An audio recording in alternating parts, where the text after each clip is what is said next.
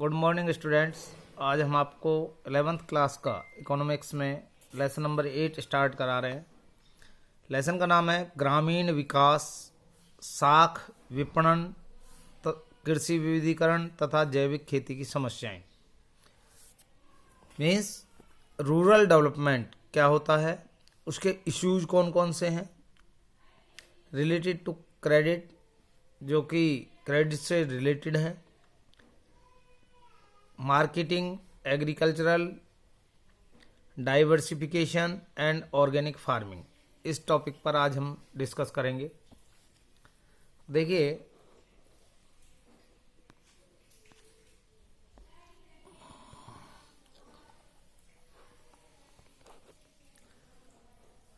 ग्रामीण विकास जो है यानी रूरल डेवलपमेंट, या जिसको हम रूरल इकोनॉमी भी कहते हैं, उसके डेवलपमेंट से रिलेटेड मेन जो प्रॉब्लम्स हैं वो हैं एग्रीकल्चर क्रेडिट, अर्थात उन्हें पर्याप्त मात्रा में एग्रीकल्चर से रिलेटेड जो फाइनेंस है उसकी समस्या है। एग्रीकल्चर प्रोडक्ट के मार्केटिंग से रिलेटेड प्रॉब्लम्स हैं। एग्रीकल्चर डाइवर्सिफिकेशन अर्थात विविधीकरण का मतलब होता है कि केवल एक ही फसल हम बोते हैं, उससे रिलेटेड प्रॉब्लम्स हैं। और ऑर्गेनिक फार्मिंग यानी जैविक खेती जिसे हम देसी कृषि कहते हैं, उससे रिलेटेड प्रॉब्लम्स हैं। तो ये मेन समस्याएं हैं रूरल डेवलपमेंट की। इसके बाद बात करते हैं, ये समस्याएं मेन इसलिए हैं क्योंकि एग्रीकल्चर के डेवलपमेंट में ये सहायक होती हैं, और इसी कारण जो रूरल इकोनॉमी है उसकी डेवलपमेंट, ग्रोथ और डेवलपमेंट में भी जो है ये हेल्पफुल होती हैं। इन रेफरेंस ऑफ इंडिया के रेफरेंस में जो रूरल डेवलपमेंट है वो एक वाइड कंसेप्ट है। इसको कुछ मेन शब्दों में इस प्रकार डिफाइन करना बड़ा डिफ़िकल्ट होता है, अर्थात कुछ ही शब्दों में हम इसको डिफाइन नहीं कर सकते। लेकिन सिंपल वर्ड्स में एग्रीकल्चर जो रूरल एग्रीकल्चर है या डेवलपमेंट है, उसका मतलब होता है रूरल सेक्टर के उन सभी एरियाज से है जहां इसकी इंफ्रास्ट्रक्चर को डेवलप करने और जो है उसको उठाने के लिए यानी अपलिफ्ट करने के लिए एफर्ट्स किए जाते हैं। यानी जो ग्रामीण क्षेत्र है उसको डेवलप करने के लिए और उसको उठाने के लिए, अपलिफ्ट करने के लिए जो एफर्ट्स किए जाते हैं उसे हम रूरल डेवलपमेंट कहते हैं। वी नो, हम जानते हैं कि आवर जो रूरल इकोनॉमी है वो एक बैकवर्ड इकोनॉमी है, यानी हमारी जो अर्थव्यवस्था है, ग्रामीण अर्थव्यवस्था है, वो एक पिछड़ी हुई अर्थव्यवस्था है। और डेवलपमेंट के रेफरेंस में अगर हम देखें तो ये बहुत ज़्यादा ही बैकवर्ड है। रूरल डेवलपमेंट से रिलेटेड वे एरिया, दो एरियाज जिनके और हमें बहुत ज़्यादा कंसीडर करने की आवश्यकता है, ध्यान देने की आवश्यकता है तथा जिन्हें डेवलप करने की आवश्यकता है, उनका क्लासिफिकेशन हम निम्न प्रकार कर सकते हैं, उनका वर्गीकरण निम्न प्रकार कर सकते हैं। सबसे पहले मानवीय संसाधनों का विकास यानी ह्यूमन रिसोर्स है जो उसको डेवलप करना, जिसमें कि इलिटरेसी को दूर करना, एजुकेशन का जो है को एक्सपेंड करना यानी विस्तार करना उसका, विशेषकर जो फीमेल हैं उनमें एजुकेशन को लाना, स्किल का डेवलपमेंट करना, और स्वास्थ्य, सफाई, स्वच्छता, आवास आदि शामिल है। स्वास्थ्य का मतलब है हेल्थ, सैनिटेशन, और उन्हें जो है हाउसिंग फैसिलिटी प्रोवाइड कराने से। सेकंड जो है भूमि या कृषि सुधार यानी एग्रीकल्चर रिफॉर्म। थर्ड है खेती क्षेत्र की कुल उत्पादकता को बढ़ाना, increase in productivity of agriculture, use of new equipment और tools, use of heavy variety seed और गुड फर्टिलाइजर आदि जो है उन्हें प्रोवाइड कराने से है। इसके बाद नेक्स्ट जो है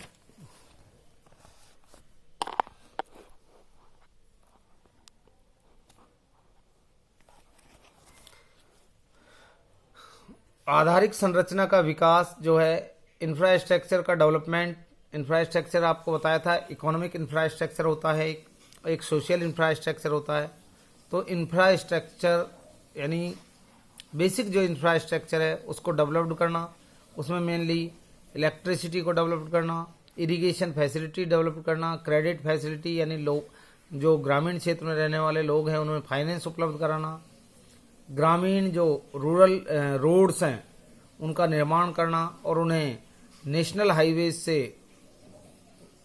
जो है जॉइंट करना, रूरल एरिया के द्वारा जो बिक्री की जाती है उसके सिस्टम को मॉडिफाइड करना, सुधार लाना, एग्रीकल्चर रिसर्च का विस्तार करना, उसको जो है वाइड लेवल पर ले जाना और इंफॉर्मेशन जो फैसिलिटीज हैं उनको एक्सटेंड करना, उनको बढ़ाना।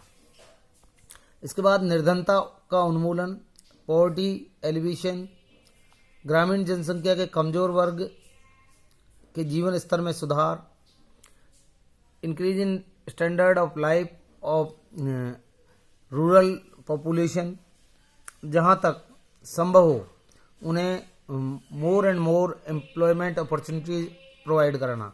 तो ये यहाँ तक आप करेंगे। अब 4 मार्क्स का आपका क्वेश्चन बनाया कि what do you mean by rural development. तो रूरल डेवलपमेंट क्या है, तो आप यहाँ से स्टार्ट करेंगे। इससे अभिप्राय ग्रामीण क्षेत्र के उन एरियाज से है जहाँ इसकी जो इंफ्रास्ट्रक्चर है उसको सुधारना, ठीक करना और उसे उठाने के लिए यानी अर्थात अपलिफ्ट करने के लिए प्रयास किए जाते हैं। उसके बाद इसका क्लासिफिकेशन कैसे किया जाता है ये करेंगे आप। इसके बाद है एग्रीकल्चर क्रेडिट। एग्रीकल्चर क्रेडिट का मतलब क्या होता है? देखिए, एग्रीकल्चर क्रेडिट का मीनिंग है एग्रीकल्चर प्रोडक्शन के लिए जो रिक्वायर्ड फिजिकल इनपुट्स हैं उनको खरीदने की कैपेसिटी से, यानी एग्रीकल्चर वर्क्स करने के लिए जो भी आवश्यक तत्व होते हैं, आवश्यक औजार होते हैं या आवश्यक साधन होते हैं उनको खरीदने की क्षमता से। इसके अतिरिक्त लैंड में फिक्स्ड रिफॉर्म्स करने के लिए भी जो है हमें क्रेडिट की आवश्यकता होती है। एक सामान्य भारतीय परिवार, एक जो जनरल इंडियन फार्मर होता है, उसको अपनी शॉर्ट टर्म, मीडियम टर्म और लॉन्ग टर्म रिक्वायरमेंट्स को पूरा करने के लिए साख यानी क्रेडिट की आवश्यकता होती है। यहाँ साख से अभिप्राय धन की आवश्यकता होती है। इसके बाद है एग्रीकल्चर जो है, जो फार्मर होता है उसको शॉर्ट टर्म लोन की जो नीड होती है, रिक्वायरमेंट होती है, वो अपने डेली जो एग्रीकल्चर से रिलेटेड एक्टिविटीज हैं जैसे सीड्स, खाद यानी फर्टिलाइजर, कीटाणुनाशक यानी पेस्टिसाइड और इंसेक्टिसाइड्स और आदि को खरीदने के लिए पड़ती है।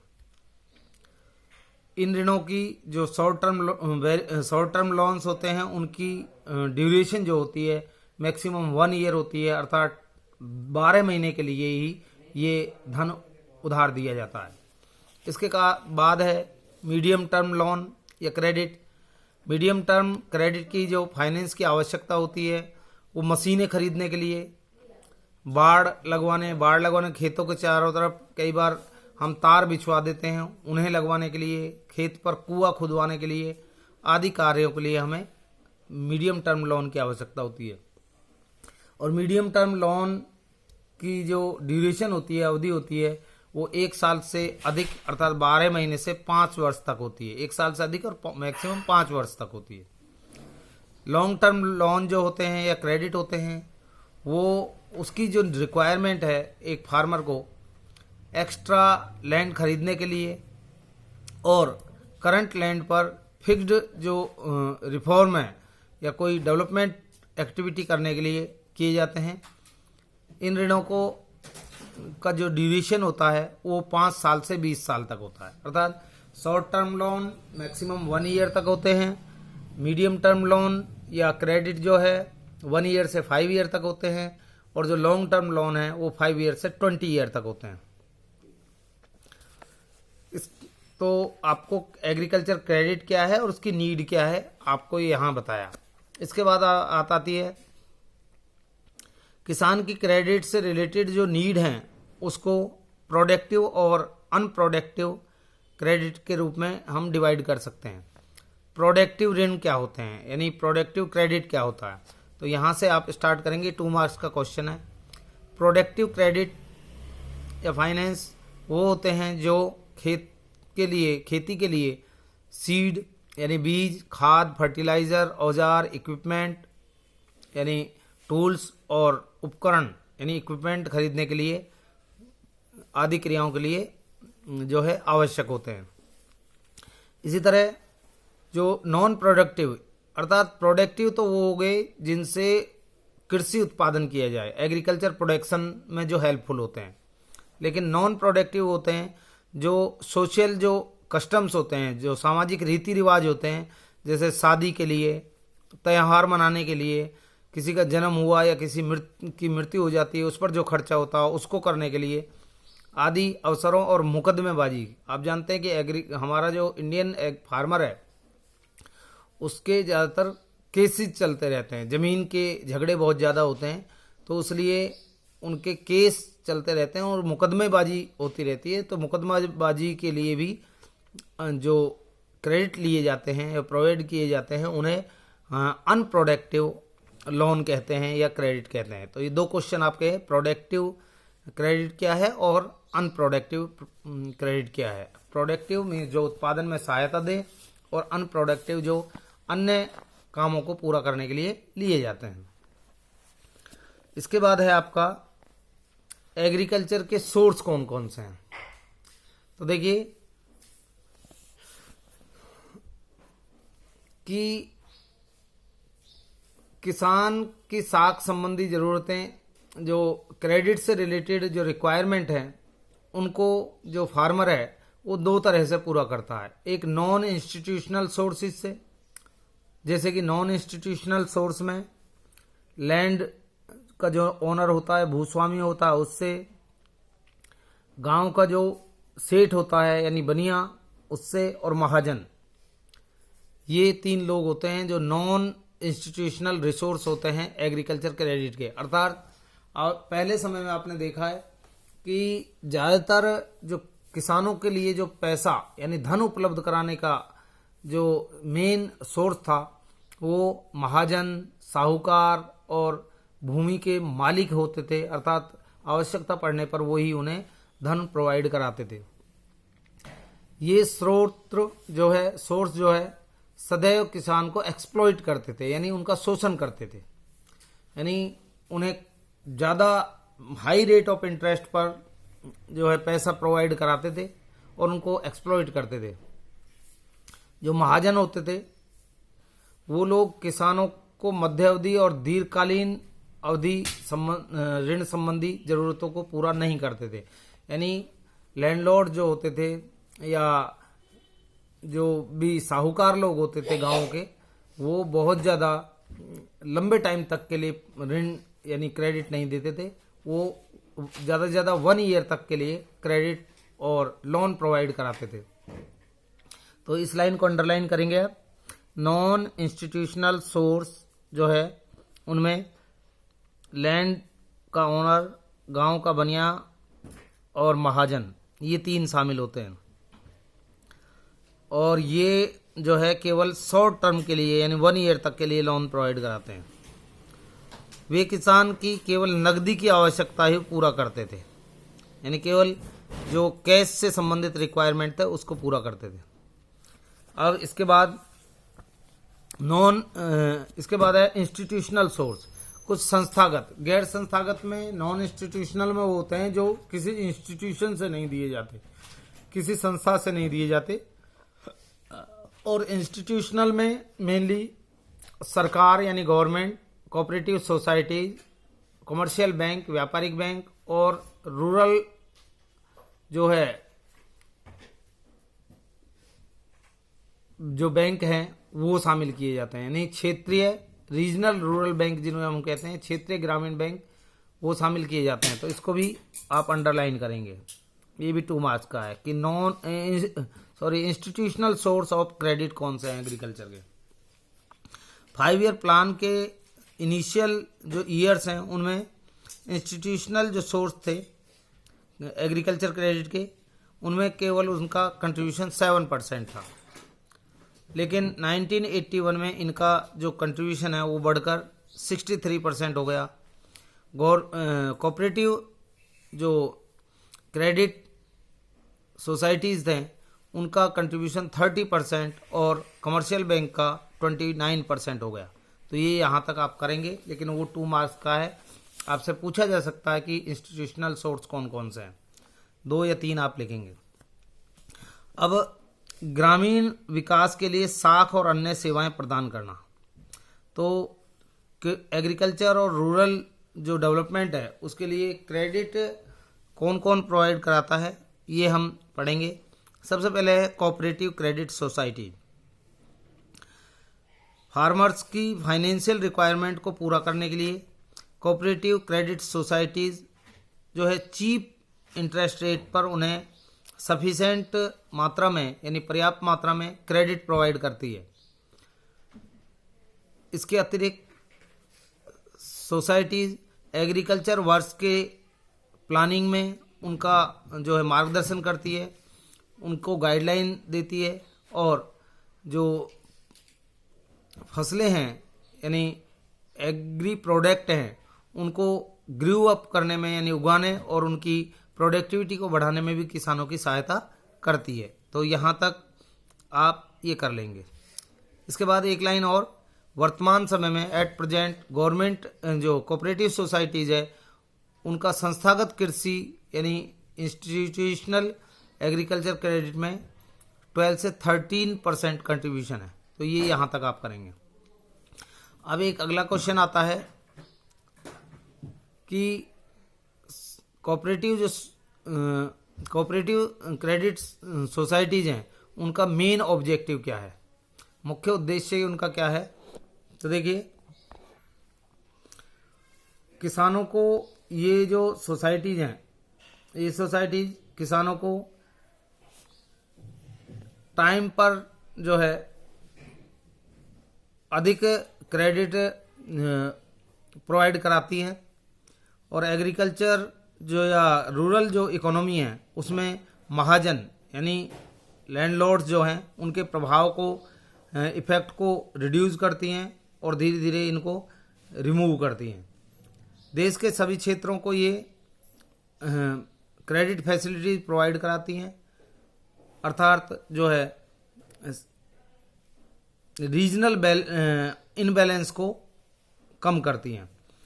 और लास्ट है विशेष कार्यक्रम यानी स्पेशल प्रोग्राम के अंतर्गत आने वाले क्षेत्रों को ये पर्याप्त मात्रा में सफिशिएंट मात्रा में क्रेडिट प्रोवाइड कराती हैं।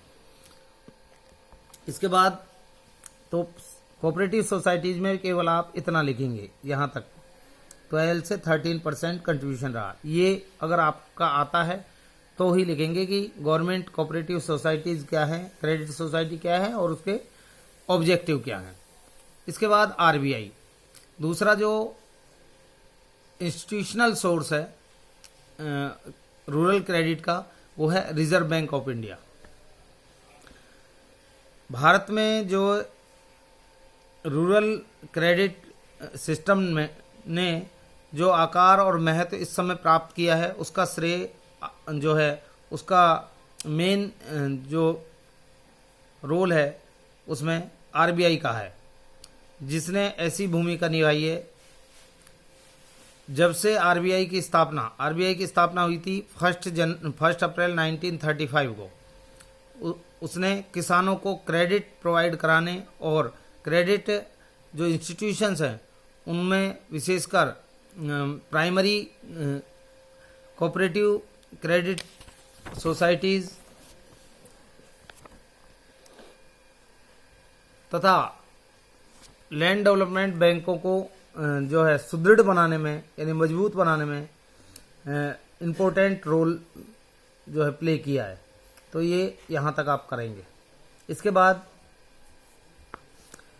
बैंक शाखा विस्तार यानी ब्रांच एक्सपेंशन प्रोग्राम में हेल्प करना और रूरल एरिया में काम कर रहे बैंकों को चीप रेट पर जो है फाइनेंस की सुविधा प्रोवाइड करते हैं। ये आरबीआई उन बैंकों को भी ऋण प्रदान करता है जो रूरल क्षेत्रों में इस्टेब्लिश्ड है।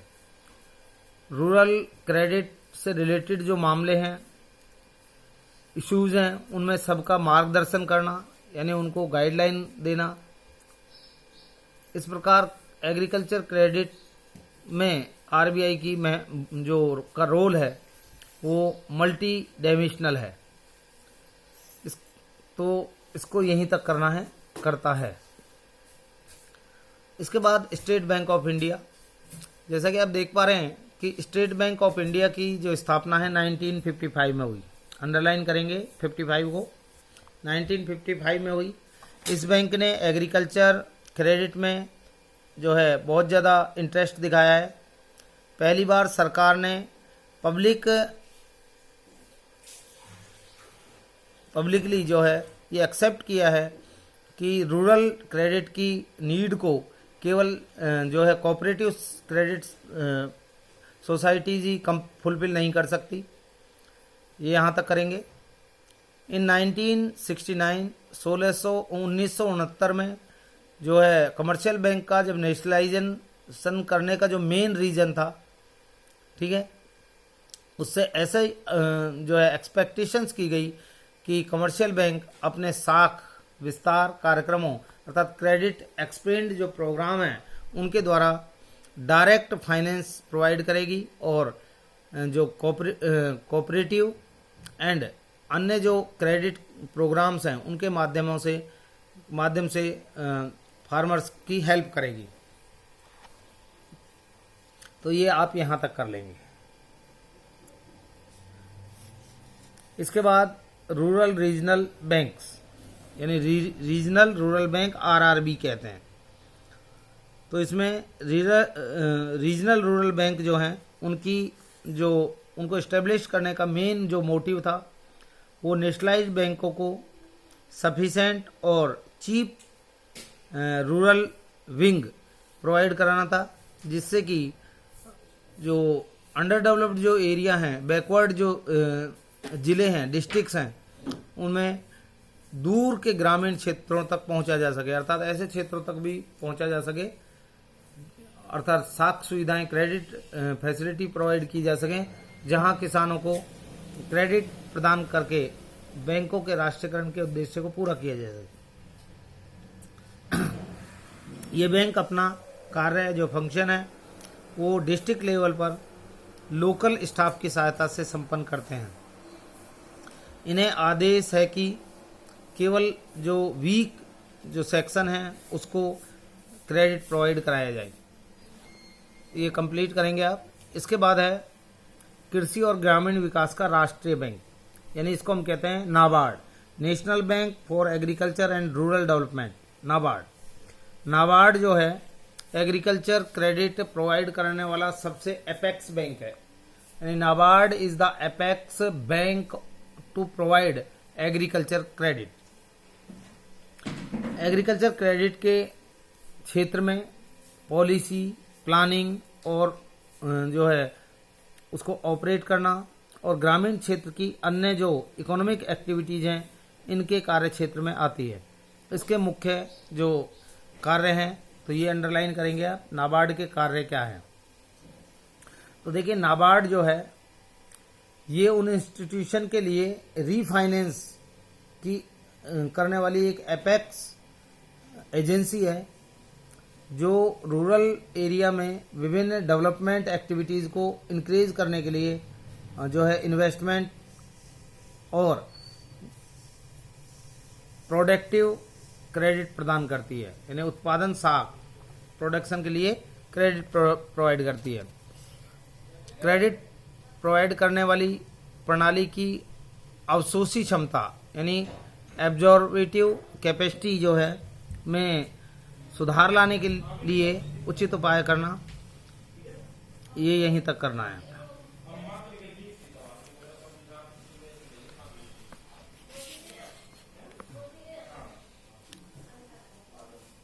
उन सभी संस्थाओं की ग्रामीण क्रियाओं को संचित करना जो क्षेत्रीय स्तर पर विकासात्मक कार्य में कार्यरत है। और लास्ट है, बैंक द्वारा जिन प्रोजेक्ट्स के लिए रीफाइनेंस की फैसिलिटी प्रोवाइड की जाती है उनका वैल्यूएशन और मॉनिटरिंग करने का इसका कार्य होता है। इससे अगला टॉपिक आपको नेक्स्ट वीडियो में बताएंगे। थैंक्स।